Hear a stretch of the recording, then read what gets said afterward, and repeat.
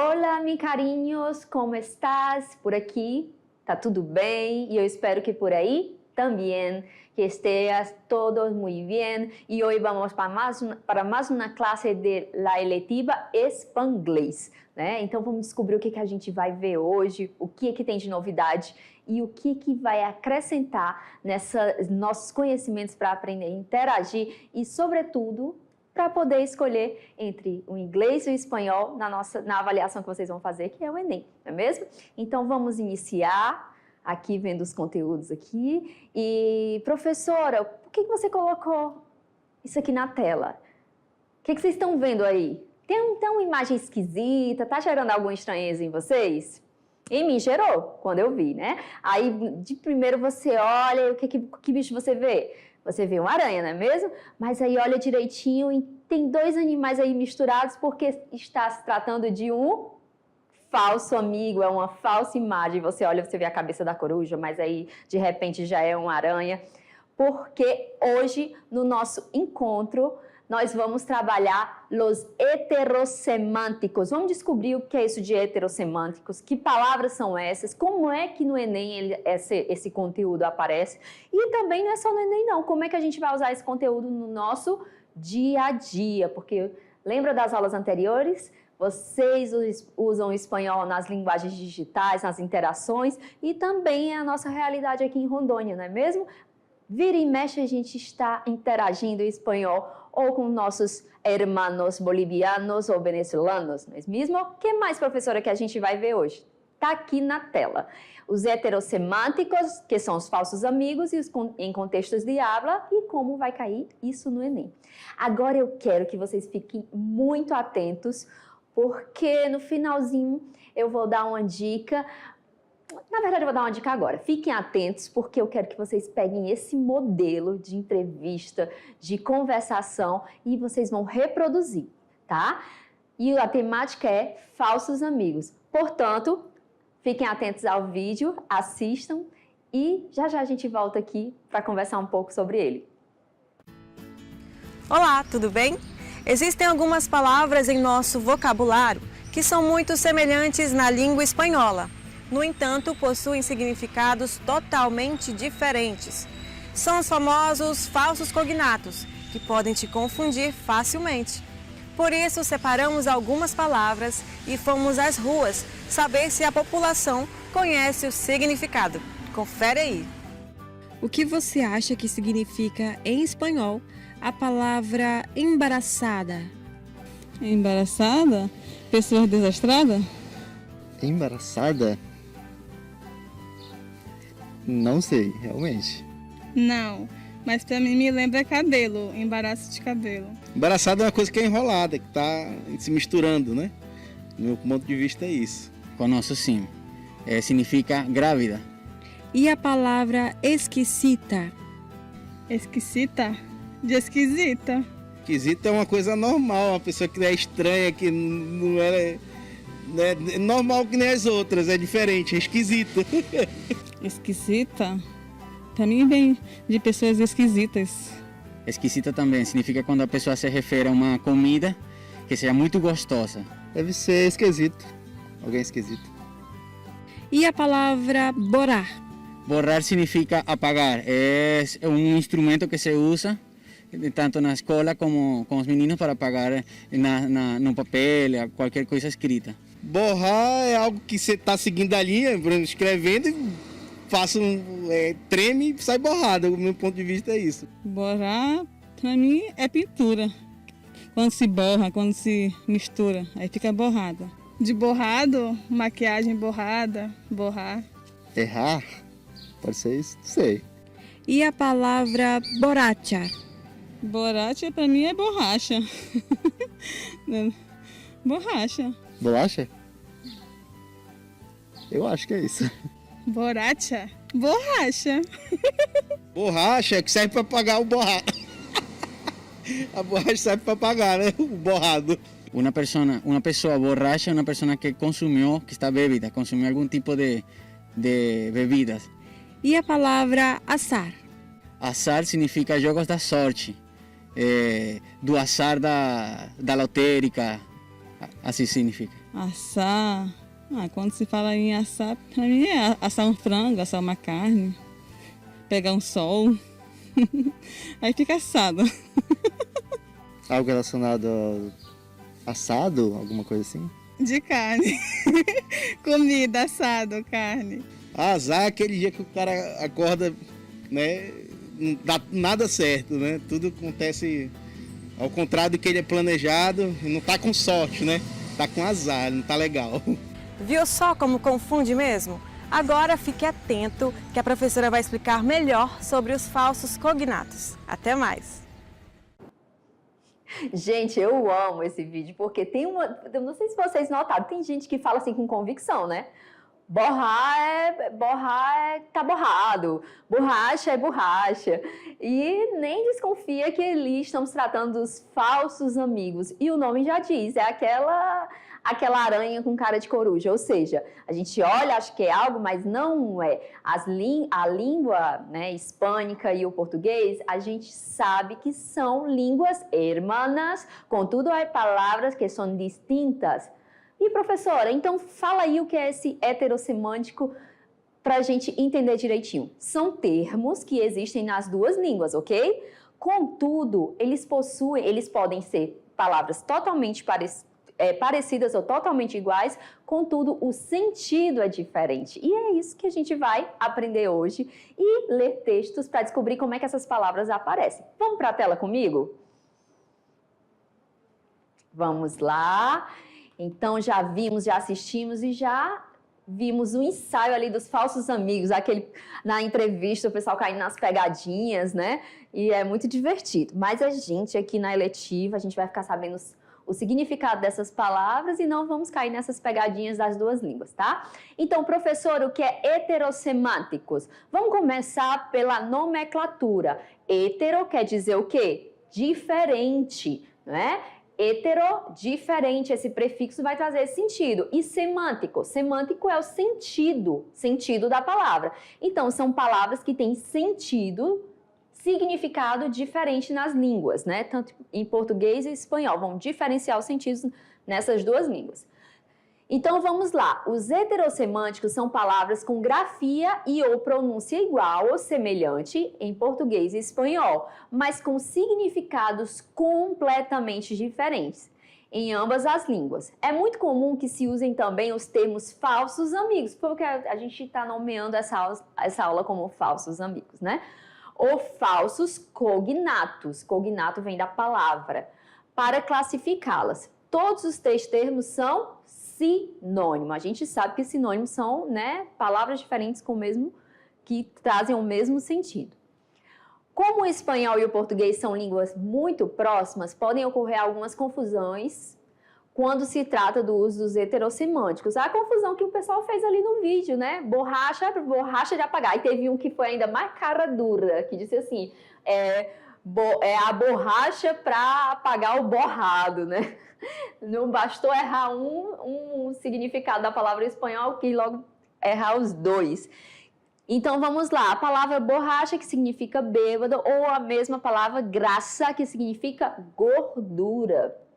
Então, o que acontece? A gente, com professora, como é que estuda esse conteúdo? Gente, são línguas diferentes, então, quando se trata de estudo lexical, estudo das palavras, é fundamental que você veja, conheça nas tabelas, nos textos, para que assim você vá agregar sentido e todas as vezes que você lê ou escutar, aí sim você vai lembrar que se trata de um heterossemântico. Não tem outra forma, né?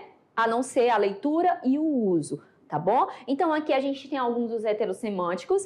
E presta atenção como realmente pode ser uma grande pegadinha pra gente, para nós outros brasileiros, não é isso? Ó, acera em espanhol, acera. E o que quer dizer acera em português? Calçada. Então, quando eu quero falar da minha calçada, eu vou falar acera. La acera de mi casa está sucia, ou seja, a minha calçada está suja. Mais uma. Como é que eu digo acordar em espanhol, professora? Despertar. Professora, sim, despertar eu já aprendi, mas presta atenção, existe o acordar também em espanhol, só que o acordar em espanhol significa fazer um acordo. Vocês sabiam que também pode falar isso, é um termo que também pode ser usado no português, né? Nós acordamos. Claro que sabem, vocês usam. Nós estávamos de acordo. Pero em espanhol, acordar só tem esse sentido de fazer um acordo, tá? Porque acordar pela manhã é despertar-me por la mañana, tá bom? Olha esse daqui é babado. Professora, como é que eu falo largo em espanhol? Ancho. Mi sofá, se eu quero dizer, meu sofá é muito largo. Aí como é que eu vou dizer? Mi sofá es muy ancho. E professora, quer dizer que existe o termo largo também em espanhol? Existe, mas quer dizer comprido. Então, se eu quero dizer que minhas pernas são compridas em espanhol, que não é verdade, né, gente? Que eu sou bem baixinha. Eu digo em espanhol que minhas pernas são largas e a tradução fica que minhas pernas são compridas. Então, presta atenção. Anedota, piada em espanhol, chiste. E anedota, que significa histórias divertidas. Essa tudo bem, tá? Essa daqui, se cai no texto pelo contexto, você rapidinho consegue o sentido. Agora, como é que eu falo o ano? Que ano você nasceu? Que año, com la N, tá? Que equivale o sonzinho do nosso LH. Professora, existe a palavra ano? Existe, pero anos. Gente, chegou esse momento, né? Então, existe, prestem atenção no sentido, porque é o tipo de pegadinha que você pode estar falando um negócio nada a ver com o contexto, né? Pode estar falando de anos, querendo falar em ano. Então, para falar ano, año. Que año has nacido tu hija? Que ano nasceu sua filha? Vamos seguir aqui. Sobrenome em espanhol é apelido. Professor, Susana, qual é teu sobrenome? Susana, qual é tu apelido? LL, som de LH, lembra? Susana, qual é tu apelido? Aí eu vou dizer, meu apelido é Vasconcelos. Meu sobrenome é Vasconcelos. Professor, então quer dizer que não existe a palavra sobrenome? Presta atenção, existe. Só que sobrenome, que é sobrenome, quer dizer apelido. Agora baldeou tudo, professora. Então vamos lá, por exemplo, o sobrenome da professora. Qual é tu apelido? Vasconcelos, que é o meu sobrenome, ou seja, apelido em espanhol. E, professora, qual é tu sobrenome? Su. Porque é meu apelido, né? Su. Eu não vou dizer os outros apelidos que eu tinha na infância, porque aí é mexer com traumas. Vamos deixar quieto e deixar baixo. Vamos seguir aqui, Ladrilho. Ladrilho em português, baldosa. E existe também ladrilho em espanhol, que quer dizer tijolo. Balcão em português, barra. Professora, mas existe a palavra balcão, que quer dizer sacada, tá? A sacada. Olha essa daqui. Bolsa em espanhol, bolso. E a gente acha que bolsa é o bolso da calça, né? Pero yo venir para el trabajo con mi bolsa verde. Com mi bolso verde. Ou seja, eu vim com a minha bolsa verde. Professora, existe a palavra bolsa? Existe. Sacola. Tá? Então, se eu digo que eu vim, se eu falo bolsa, vocês viram que eu ia escorregando? É como se eu estivesse dizendo que eu vim com uma sacola verde. Então, cuidado. Por exemplo, bolsa de basura, sacola de lixo, tá? Cenoura, olha aí, cueca ou ceroula. Que cenoura, professora? Calzoncilhos e ciruela, ameixa. Aí a gente pode achar que é a nossa frutinha. Vamos seguir aqui para mais uns da tabela. Até aqui, tá dando para entender? é realmente um joguinho de palavras, tá? Mas não existe outra forma para você compreender. É comparando as duas línguas, vendo que existem essas pegadinhas, elas são reais e você tem que aprender para não cair mais. E se aparece para você lá no Enem ou em qualquer situação de cotidiano de fala, né, de contato com essa língua tão maravilhosa, você vai saber e vai lembrar das aulas da eletiva e vai tirar de letra, tá bom? Vamos para mais uma tabela aqui? Vamos lá, galho em português, né? E como é que eu digo galho em espanhol? Rama, rama. Professora, mas existe a palavra galho em espanhol? Sí, pero quiere decir galo. ¿No es? Galo, galinha. Ó, então, galho. Professora, quando eu olho o LL, eu tô vendo que você tá lendo com o som de LH, porque é isso mesmo, tá bom? Então, vamos seguindo. Raro, que quer dizer esquisito, né? Isso é muito esquisito. Vocês lembram no vídeo ele falando esquisito? Esquisito quer dizer saboroso. Eu vou acelerar um pouquinho aqui, vocês vão acompanhando aí, lendo, tá? Rato, professor, o rato, o bicho, como é que eu digo em espanhol? Raton, tá? Porque rato em espanhol quer dizer momento. Como assim, professora? Por favor, um rato. Ou seja, por favor, um momento. Eu não estou pedindo bicho, tá? Estou pedindo um tempinho. Ó, grade, reja. E grada, professora? O que quer dizer em português? Arquibancada, tá? Ó, segue reto. Como é que eu digo isso? Sigue recto. E reto, professora? Em espanhol quer dizer o quê? Desafio. A gente vai resolver uma questão do Enem que vocês vão ver que aparece o termo reto. Reto, que não quer dizer que uma coisa está reta, e sim é um desafio. Então, ó, dirección, sentido. Dirección, endereço. Surdo, sordo, tá? Surdo, sordo. E em espanhol, surdo com la Z quer dizer canhoto. Ou seja, se tem alguém que é canhoto aí na sala de vocês, você pode dizer, a pessoa pode se identificar como surda, ou seja, é canhota, tá bom? Então, seguindo, curso, taller.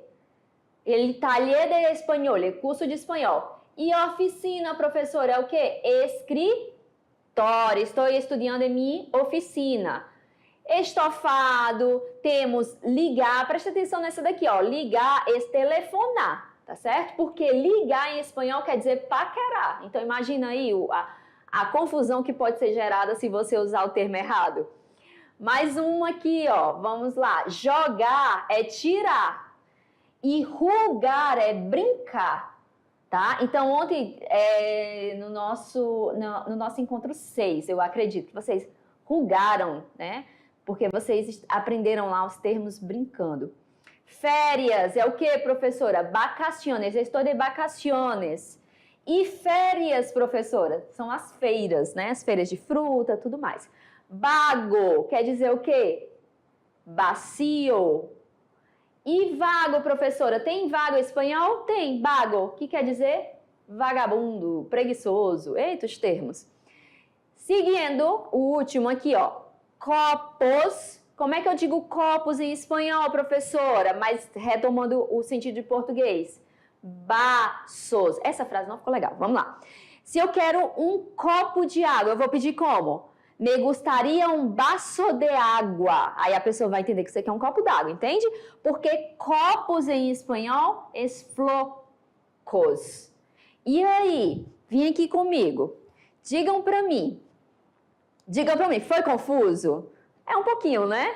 Porque são línguas parecidas, mas os sentidos são diferentes e o contexto que vai te ajudar bastante. Aqui a gente sempre fala, presta atenção no contexto, que o contexto vai fazer com que essa lacuna lexical, que às vezes você não compreende, seja preenchida. Mas uns falsos amigos a gente às vezes cai, né? Porque são cascas de banana. E eu coloquei aqui na tela, alguns exemplos para a gente ver como é que, o que você imagina que quer dizer. Se eu digo assim, ó, mi gatita tuvo cachorros. Que é isso, professora? Mi gatita tuvo cachorros. Eu vou logo dizendo, mas pode falar aí também para professora, essas professor e professoras que sempre estão aqui no meu coração, são tão maravilhosos com a gente. Quer dizer que a minha gatinha teve filhotes, porque cachorros são filhotes. E como é que eu digo cachorro em espanhol? Perro, tá? Então, aqui é um exemplo de falso amigo. Vamos para mais um? Levaram el presunto assassino à la comissaria. O que vocês acham? O presunto, professora, presunto e queijo. É isso? Será? Se a gente está numa aula de falso amigo, já dá para entender que aqui esse sentido não é real, né? Olha aí, ó, o coelhinho lá me dizendo, me lo estou passando genial. E a carinha assim, me estou passando genial é como se estivesse assim, estou passando muito bem, só que não, né? O suspeito, ó, levaram o suspeito de assassino à la comissaria, né? À delegacia. Vamos para a próxima? Então, presunto não é o nosso presunto com queijo que a gente come, não, tá bom? No te gusta el jugo de naranja? Eu acho que aquela moça gosta, né? Porque ela tá tomando numa garrafa ali de 2 litros. O que quer dizer? No te gusta el jugo de naranja? Ou seja, tu não gosta de suco de laranja? Qual é o falso amigo que tem nessa frase aí que causa estranheza? Jugo, porque a pessoa que está ali conversando pode achar que jugo é jogo, né? Jugo, cueca-cuela, daquela coisa de inventar a palavra. Não, é suco, tá bom? Seguindo, Alejandra está embaraçada. Aí a pessoa, ela está embaraçada, com as ideias confusas. Não, ela está grávida, porque embaraçada é grávida em português. Seguindo, te apetece um vaso de jugo? Aí no desenho tem água, né? No gifzinho que eu coloquei. Mas na verdade, jugo a gente já sabe que é suco. E vaso, a gente viu que vaso é o quê? A gente viu que vaso é copo. Então, se eu pido um vaso de água, um vaso de suco, jugo, estou pedindo um copo de suco. E agora a gente vai para a tela, porque nós vamos ver como é na prática que essas questões caem no Enem, tá bom? Vamos lá comigo? Vamos lá, aqui não foi no Enem, mas foi num vestibular também, Unifor, Universidade Federal, né? Primeiro a gente olha a linguagem verbal e não verbal, não é mesmo? Triste época la nuestra. Es más fácil desintegrar um átomo que um prejuízo. Então, quando você olha para uma imagem, para um texto que é composto por uma linguagem verbal e não verbal, você vai pegar todas as informações. Só em ter a cara de Einstein, aí o que acontece? Já dá um outro valor e um outro tom à frase, afinal estamos falando de um estudioso, né? E espanhol, como é que vem, professora, no Enem, nos vestibulares? Vem o texto suporte que vai estar em espanhol, contudo, a questão vai estar em português e as alternativas também estarão em português, tá certo? Esse padrão é que geralmente os vestibulares cobram e quem vai fazer o Enem é exatamente esse padrão, tá bom? O texto em espanhol, porém, o comando da questão, ou seja, o que a questão quer, né, que tem muita gente que chama de enunciado, o comando da questão vai estar em português, tá bom? Então, vamos lá. A opção que melhor corresponde ao sentido da frase acima de Albert Einstein. Aí, por que, professora, eu não entendi por que isso daqui, tá? Por que essa questão está aqui? Presta atenção. Triste época la nuestra. Es más fácil desintegrar um átomo que um prejuízo. Aí a pessoa pensa assim, prejuízo financeiro, né? É prejuízo financeiro. Será que é? E eu já digo para vocês que não. Prejuízo é um falso amigo e quer dizer preconceito em português. Então, nada de dizer preconceito, não, tá? Prejuízo é preconceito. Então, mais um exemplo de um falso amigo. A opção que melhor responde. A criação da bomba atômica trouxe muitos prejuízos à humanidade. Aí, né, quem vai pela palavra pensa, vou marcar essa daqui, tá aqui prejuízo, ali tem prejuízo. E não é, porque é um falso amigo. A integridade atômica é menos resistente que um preconceito. E aqui a gente já chega, né, ao gabarito, mas a gente vai ler todas, tá? Mas apareceu a palavrinha preconceito. A reação em cadeia de um átomo desintegrado se assemelha às consequências de um mal. Aí a pessoa foi, né, fez uma interpretação mais profunda que fugiu.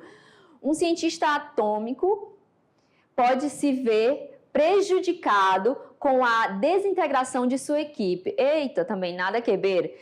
É triste ter que prejudicar a integridade de um átomo numa fusão nuclear. Então, o que a gente nota de uma questão dessa? Que conhecer o falso amigo foi fundamental para chegar ao gabarito, tá bom? Ó, essa daqui já vem, inclusive, com os gabaritos, é ótimo. Porque eu achei que eu tinha colocado a arte, mas não tem nada não. Vamos lá.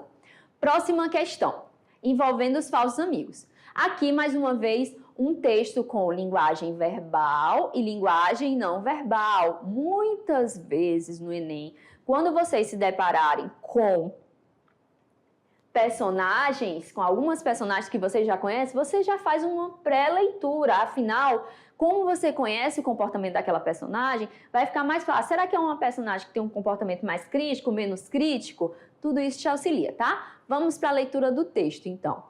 O turista aprendiz, já vai trazendo aqui, ó, o turista aprendiz. Aí a carinha dele, né? Uma carinha meio assim de tonto, eu achei. E o que a mensagem não verbal diz? Que ele vai estar ali meio perdidinho. Essa carinha que fizeram dele, eu acho que foi com esse intuito. Aí ele diz ali, ó, um rato, por favor. O atendente fala, um rato, por favor. Aí ele, hein? Tipo assim, como é que ele está falando um rato? Porque aqui nas aulas a gente sabe que um rato quer dizer um momento, né? E se fosse o rato mesmo? Raton. Aí ele ficou, ó, com essa cara. Ó. Aqui, el moço diz para ele, la carne aqui é muito exquisita. Aí ele, hein? Como assim exquisita? Aí a gente viu até no vídeo lá o pessoal chutando que é exquisita. Exquisita é muito sabrosa, uma carne muito gostosa, né? Vamos lá, outra em cena. Quiere ir de tapas? Quiere ir de tapas? Aí ele, hein? De novo? Como assim ir de tapas? Quer sair no tapa comigo? Ele pensou, não, tapas é o aperitivo, tá? E o moço estava perguntando, você quer ir de tapas? Quer comer um aperitivo? Vamos para a próxima. Não quero quedar-me embaraçada. Em... essa daqui é um pouco polêmico, né? Ou seja, ela disse, não quero quedar-me grávida, embaraçada. Seguindo, acá está su vaso de água. Aí, ela que perguntou dessa vez, né? Ou seja, muito provavelmente ela pediu um vaso d'água e ele, como não compreende os falsos amigos, veio com um vaso mesmo, um vasinho de planta cheio de água. Então, esses são os impactos que podem acontecer numa comunicação quando você não sabe o sentido das palavras, né? Observando a tirinha acima, assinale ube, verdadeiro, efe, falso, para as alternativas. Aqui, ó, as alternativas não tá modelo Enem, porque as alternativas estão em espanhol e principalmente tem VOF. A gente sabe que lá no Enem você vai ter que simplesmente marcar a correta, né? Então vamos lá, VOF. En el bar, el camarero le ofrece um entremés al turista, pero ele não entende. Ou seja, no bar, o camareiro oferece um aperitivo ao turista, mas ele não entende. Então, verdadeiro, porque realmente isso aconteceu. B. El mozo le advierte al cliente que la comida no es buena en este restaurante. Falso. Por que é falso? Porque ele diz que a comida é muito esquisita. E a gente sabe, vocês sabem muito bem que esquisito quer dizer que é saborosa, tá gostosa, né? C. Las palavras heterosemânticas, ou seja, diferentes sentidos, muestram a dificuldade sofrida por el turista. pero com el tempo ele se maneja como quem haya aprendido espanhol. Não é verdade, né? Isso daqui ele continuou como se não soubesse, até o final, né? Do vaso de agua. Então, falso. D. En la recepción informa al turista que hay pouca higiene en el hotel. Foi isso que ele falou na recepção? Não. Aí tem gente que pode achar e colocar um verdadeiro, porque diz sim, porque diz assim, ó, um rato, por favor. Ou seja, está dizendo que tem um rato ali. Mas não é isso, porque a gente já sabe que rato quer dizer um momento. Vamos para uma do Enem, porque o Enem ele não vai te perguntar significado de palavra, não. Ele vai contextualizar e ver se você conseguiu compreender aquele momento de comunicação, de interação. Se você conseguiu compreender e alcançou a compreensão completa do discurso, né? Então, vamos lá. Do mesmo jeito, uma linguagem, um textinho com linguagem verbal e não verbal. E um diz, já não é como antes. Ó, a vozinha vindo, né? Ó, já não é como antes. Aí ele diz, ó, lo reto a un duelo. Aí ele responde, está bien, Pardo, pero yo con el joystick y usted con las teclas. E uma pessoa olhando de fora disse, já não é como antes. Porque olha como é que tá esse duelo, né? E o que é o falso amigo? Ó, lo reto, lembra? Que seria o convite, o desafio.